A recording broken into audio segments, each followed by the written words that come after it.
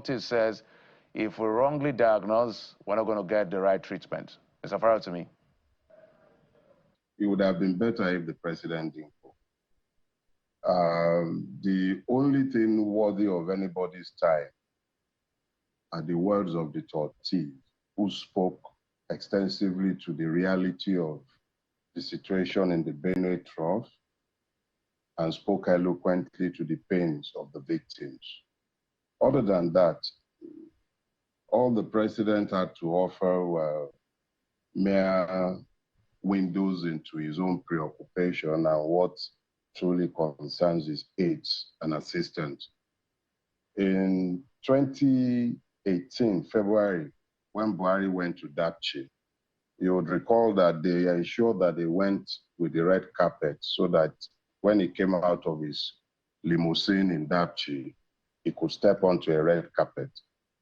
In Benue, they knew exactly what was of importance to the president, so they ensured that they put out the necessary theater in preparation for 2027. The death of over 200 people did not count for anything much.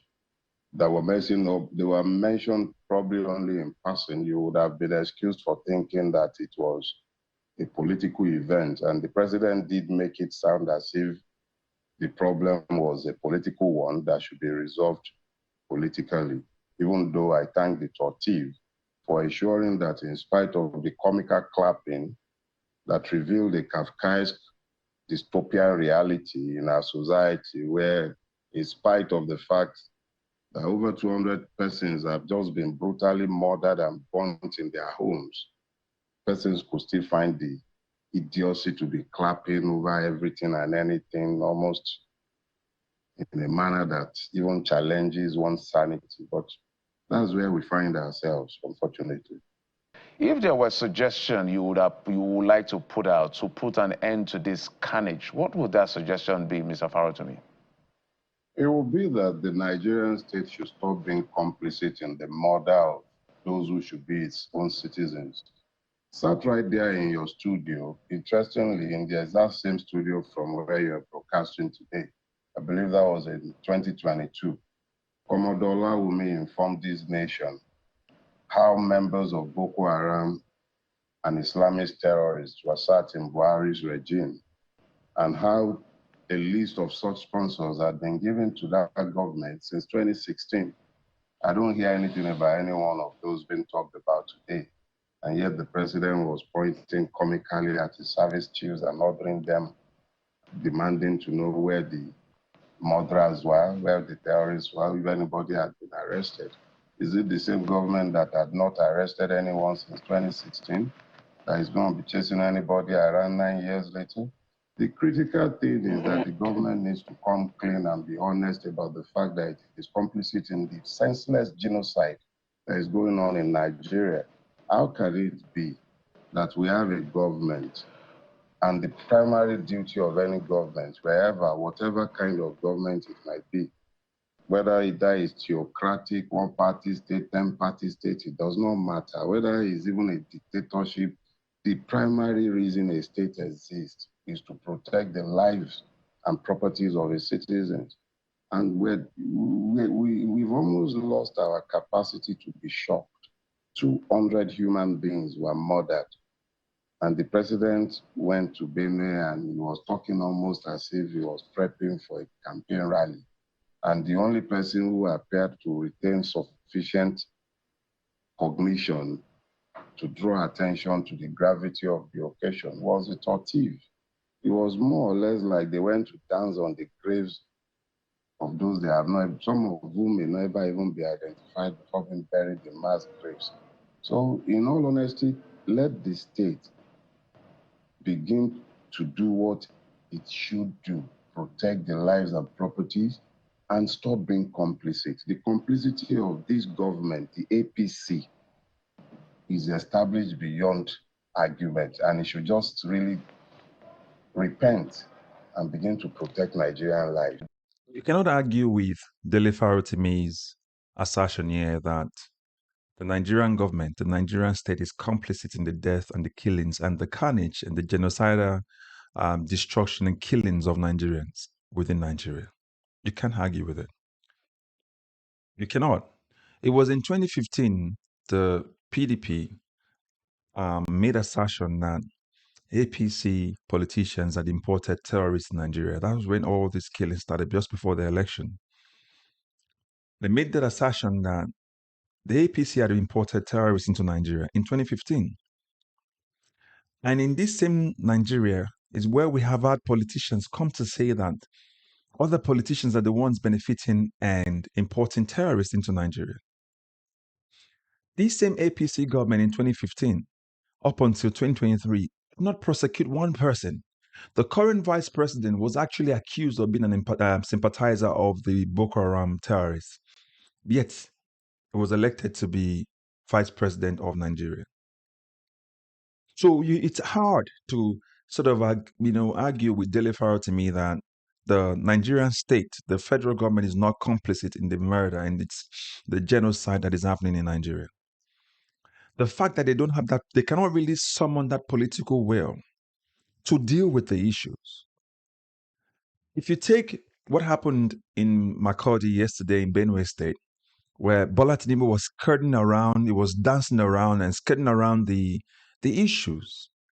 It was more or less trying to describe the deaths of these people as more like a political issue, more like a case of intercommunal clashes.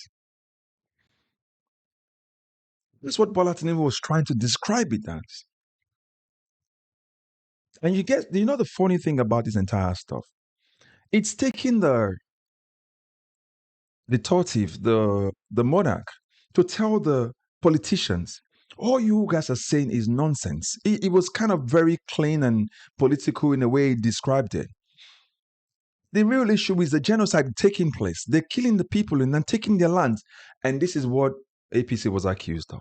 That same APC actually told Nigerians and told PDP at the time, saying that PDP should solve the problem, that they're using that as excuses to remain in power.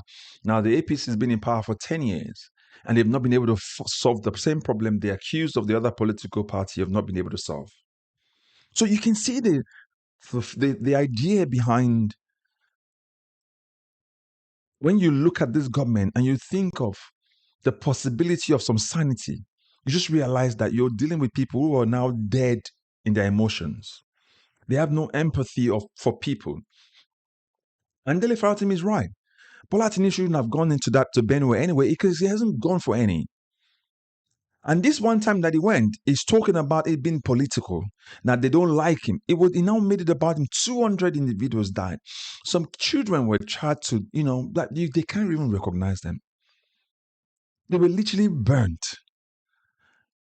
In a normal country, they would do a DNA just to ascertain that this is a person that died. But in Nigeria, they would just mass bury them. 200 people died.